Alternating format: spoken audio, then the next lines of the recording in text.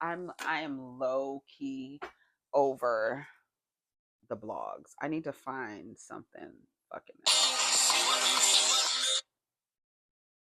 I need to find something else. Let's go to the Jasmine brand. What's up, everybody? It's me, Erica, and we are down here, girl. We only have a few minutes. I only have a few minutes to spare. Um, let's see what's going on. I'm on the Jasmine brand right now. Go ahead and like, subscribe, comment. Let me know you stopped by. If you haven't got your merch, this says Face the Nation. It's nothing. It has nothing. It's I don't know if it's political, but they do make our vajayjays political. But it has nothing to do with politics. It's about tapping the mic and facing the nation, facing where all civilizations started, facing the nation and tapping the mic. Face the nation. If you ain't gonna do anything, at least face the nation. So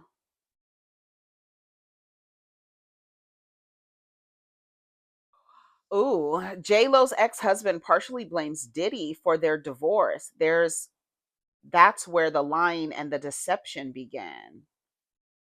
Jennifer Lopez's ex-husband has entered the chat. You may remember that J-Lo was married to Ojani Noah for 11 months before they split in January 98. Then she started dating Diddy in 99 and they broke up in 2001. Fast forward over 20 years, Diddy is facing trafficking, racketeering, and prostitution related charges. Noah recently spoke out about the allegations and Lopez's connection to Diddy in an Instagram post. He shared a list titled Diddy's Party Guest List with an arrow that pointed to Jennifer Lopez's name. It's not confirmed if the list is official or authentic. In the caption, he pointed out that his name is not on the guest list and wrote, "I'm not on the list." To those people and media outlets asking if I ever went or participated in that piece of shit's freak off parties, no and no, never. But my ex-wife, Jennifer Lopez, aka J-Lo, did. Ask her. Oh, and ask her about the sex tapes and the 734 dildos and the baby oil. He clarified his comments in an interview with Univision's Desperita America and said in Spanish, I put up the post asking to please stop asking me if I went to the parties. I didn't go to any party, but she did go to the parties. They should ask her when you have her present, not me. Then he revealed part of that divorce was because of Puffy. When we were already married, when Selena came out and her career took off, she told me, Papi, I want to be a singer. I said, Mommy, let's do it. Let's take advantage of the opportunity and take meetings with different record labels and see which one will sign you. Diddy was involved in her contract with Sony and produced songs on her first album, On the Six, which was released in 1999. And that's where the deception and the lying began. That's where the separation began, Noah said, explaining that he was opening his restaurant in Los Angeles at the time, and Lopez was traveling between Miami and New York to work on the album. Mm, mm. Yo no estoy en la lista para escuelas, personas y medios de prensa que me han preguntado si yo algún vez fui un partícipe en las famosas fiestas del pedezo de mierda. Pero mi ex mujer se pregúntale en ella. Pregúntale por los sex tapes. Seven. Yeah, he said it, girl. I tried to read it in Spanish for y'all. I think given her track record, she would have divorced you anyway. No help from Diddy was needed, sir. Period. Right. This is so damn corny. Why is it corny? I can promise you no one asked him if he was in attendance. Sir, get over it. No, I'm sure they did ask him because they were like, right, she broke up with him and then she was with Puffy.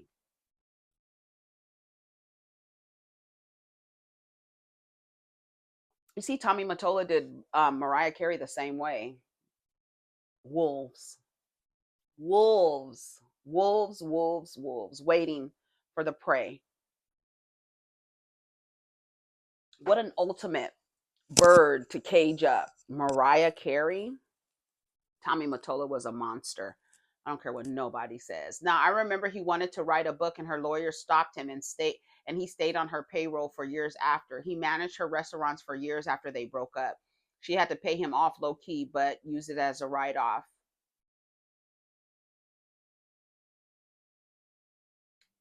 Didn't she buy his little bitter self a restaurant and allowed him to be the manager of the restaurant for years after they divorced? He needs to hush because he wasn't mad then. Who? I acknowledge Ben Affleck and Mark Anthony. I bet she only does too. A lot of men today are the old school beauty parlor girls from back in the day, especially on podcasts and blogs. The fact that y'all think that men haven't always talked, like you act like barbershops don't exist. The same shit that's happening in the beauty salon is happening in the barbershop. The same shit. And it's probably more toxic in the barbershop. Gossiping and everything.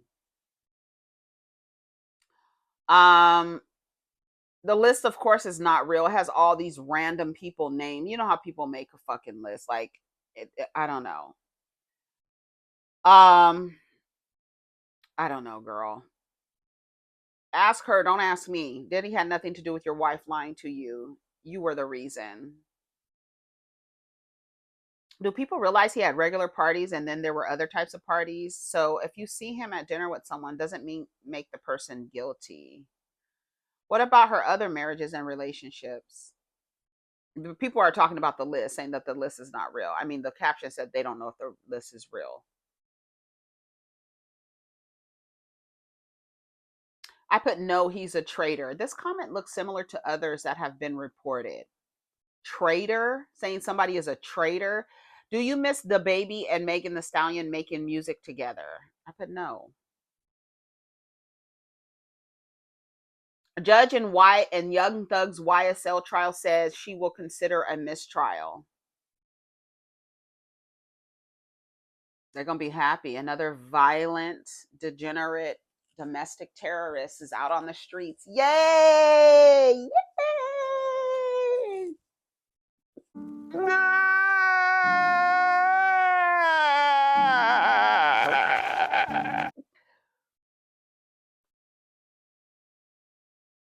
Girl, that's a mess. Young Thug and YSL's racketeering trial might be headed for a mistrial.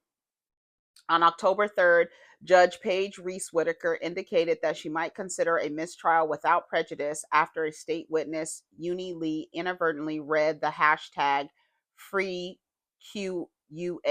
from an unredacted social media post while testifying. This hashtag refers to one of the Thug's co-defendants, Marquavius Huey, which could lead to the jury to believe he has been incarcerated, a point they are not allowed to consider. This prompted the defense attorney, Nicole Westmoreland, to request a mistrial, stating it was impossible to unring this bell. Court then adjourned for the day. Judge Whitaker criticized prosecutors for the slip up. You should have presented the witness with a document that had part of the hashtag redacted. This is just sloppy. It should have occurred to you. The whole trial was nothing but a circus. Please do. Enough text and tax dollars and silliness has been wasted. Please Google what's a mistrial before commenting. Thug finna come home. Paige is helping the state. She has publicly shown how biased she is. At this point, she should grant something. As a taxpayer in Atlanta, Fulton County, I'm disgusted by the way the state handled this trial and wasted taxpayers' dollars. They did not even have enough solid evidence to convict and or did not have an appropriate team in place to present evidence. Even judges come to an end quickly. Wait, even judges were compromised. I'm hopeful that this comes to an end quickly and it is not retired in any way, shape, or form. This isn't what y'all think. She asked if they wanted a mistrial without prejudice because she wasn't going to grant a mistrial. One, the meaning the state can reindict them, which will cost Thug them more money and put more stress on them and their families. It will also give the state time to clean up all the BS they've been presenting. But on the good side, Thug them. Why do they keep saying Thug them? Thug them would be free for a while. She could have been did this instead of helping the state with their sloppy performance day after day. I've been watching this trial. This has happened several times throughout the trial. The state seems to be pasting this case together as it happens. It's sad and a waste of time, resources, and taxpayer dollars. My biggest takeaway from yesterday is when the judge said to the state, "I am trying to save or help you from having a mistrial declared." Why in the world would a judge have to help the state prove the case? Thug coming home. We need a welcome home tour.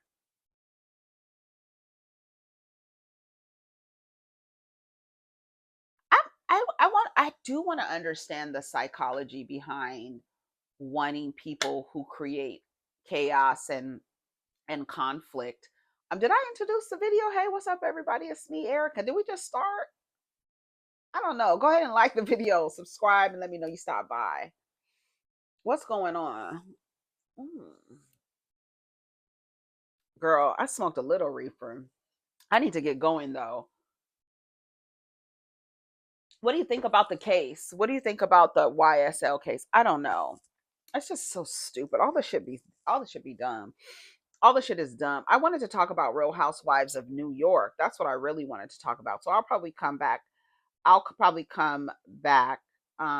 Later and come back later and do Real Housewives of New York. So I'll come back later and do that. Let's talk about one more story here. Um, Holly Robinson, Pete, Center of Age Discrimination lawsuit. No one wants her because she's too expensive and getting too old. A new lawsuit accuses Hallmark of no longer wanting to cast old people, including Holly Robinson Pete. According to Variety, the suit filed by Penny Perry, a 79-year-old casting director who alleges she was fired in April after 9 years with the company, called out the Hallmark Channel for swiftly replacing actresses with younger talent. Perry claims that executive VP of programming Lisa Hamilton Daly told her staff she did not want to cast old people, saying it did not fit with her image for the channel, the outlet reports. Hallmark? Girl, Hallmark has always been about old. It's just old. What old people want to watch. What y'all trying to change it now? Y'all trying to change the Hallmark channel? Girl, what? In the suit, Hamilton Daly is quoted as singling out Holly Robinson Pete, who is 60. No one wants her because she's too expensive and getting too old. She can't play leading roles anymore. Another actress who was targeted is Lacey Chabert, who is 42. Lacey's getting older, and we have to find someone like her to replace her as she gets older. Girl, sue them people. Come on, age of discrimination. And yet, this way of thinking is antiquated. Hallmark, here's a reminder, not a lot of young people are watching your Christmas movies. Also, Holly Robinson Pete is fabulous and knows her worth. Wow, my goal is to write movies specifically for women over 40 because of BS like this. How about you replace the writers, all the movies in the same way? If y'all can't afford it, then just say that. 60, she doesn't look a day over 42. So are we boycotting Hallmark? But Hallmark, what are you talking about? Is anybody really watching Hallmark? That's why she wants to change it. I don't think anybody in their head when they think of Hallmark thinks of like Bravo at all. Like the demographic for that is like, I feel like Bravo has like a younger demographic. It can go into the older, but I feel like Hallmark Channel has always been like family focused, oriented feel good, greeting card programming. So I'm not sure. And I feel like when a greeting card is like familiar. So you want like an older person because they have the familiar, you feel comfortable with them. Older people on the show, people like people who are getting older probably want to see people like if they're going to start tuning into the Hallmark channel. I don't know why they would, but some people like those kind of movies, right? People walking in the neighborhood and like I don't know, weird stories like, being by the lake or something with the grandparents or something. But I always thought that Hallmark was supposed to be like feel good family movies, and I'm not sure like what the lady's focus is, but I'm glad you are being sued, right? You can sue anybody for anything. Age discrimination. You so old, you old ass, and da da da. No, I mean you want to grow old, I guess. I mean, I think most people do want to get a bit up there. But yeah, I always thought the Hallmark Channel was like feel good. What did y'all think of I've never thought that the Hallmark Channel would even be like even marketing to like 40 and below. Like, no, I feel like it's 40 plus for the Hallmark Channel, 35 plus for the old souls. But I don't, do y'all watch the Hallmark Channel? I don't. I don't watch the Hallmark Channel. I don't watch a lot of channels, to be honest. Probably the channel that I watch the most is Bravo, and I don't even watch it on the channel. I watch it through Peacock app. You know what I'm saying? I don't know. So do people watch the Hallmark Channel? But yeah, y'all, you got a lawsuit on your ass. Good, good. Let's see if there's one more story. I'm pushing it. I'm pushing it. I'm pushing it. I'm pushing it. I'm pushing it. I'm pushing it. I'm pushing it. I'm pushing it. I'm pushing it. Rest in peace. United States oldest resident has passed away at 115. Elizabeth Francis, the oldest living person in the United States, has died at the age of 115. She was born in Louisiana on July 25th, 1909. Miss Francis died on October 22nd, 2024 in Houston, Texas. Okay, let's listen. Francis, the nation's oldest person, has died. Francis passed away last night at 115 years old. She lived in Houston most of her life in the Acres Homes area. Francis celebrated her birthday back in June. And Francis told us her secret to a long life was in her faith in God and eating fresh foods from her own garden. She lived with her 95-year-old daughter and her 69-year-old granddaughter. Wow, that's amazing. Francis, the nation's oldest. A black woman. Imagine being 95 and your mom's still alive, right? Being 69 and still having your mama who is 95 and your grandma is 150 is nothing but a complete blessing. Again, that melanin will always do you right when you live right. Rest well, queen. I pray her daughter does the same and has until 115 as well. Just beautiful. To say that you lost your grandmother at 69 years old is mind blowing. To say you lost your mother at 95 is legendary. And she still looked good. She did. I'm going to post a picture of her. She looked good, honey. I don't know when this picture was taken. Her skin was looking good. Yes. Okay, Miss what's her name? Elizabeth. Miss Elizabeth. Well, we'll end it with that. I think that was good to end it. This is not a long video because I have to go. I talked too long on the other one. I'm trying to do like 30, 30, 30, like 30. I don't know. It just whatever the day, but I just kept talking. I felt like that other story I wanted to talk about. I was just getting all my thoughts out, you know? Anyways, y'all, I got to go. Take care of each other, protect your energy. Let's get down in the comments. Peace.